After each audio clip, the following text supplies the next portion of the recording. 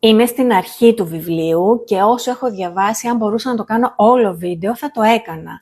Δεν γίνεται αυτό, οπότε διάλεξα να σου διαβάσω κάτι.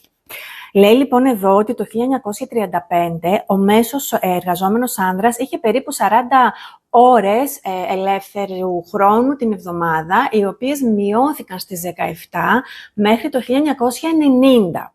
Και καταλήγει ότι η μόνιμη έλλειψη χρόνου ματαιώνει την καλή πρόθεση των σημερινών μπαμπάδων, που είναι πολύ πιο συνειδητοποιημένοι σε σχέση με τα γονεϊκά τους καθήκοντα. Αγαπημένος Γκαμπόρ Ματέ, μαζί με τον Dr. Gordon Newfeld. Μείνετε κοντά στα παιδιά σας, εκδόσεις Keybooks. Πιστεύω ότι είναι ένα βιβλίο που πρέπει να το έχουμε όλοι στη βιβλιοθήκη μας και θέλω να μου γράψεις στα σχόλια αν το έχεις διαβάσει και τι εντύπωση σου έκανε.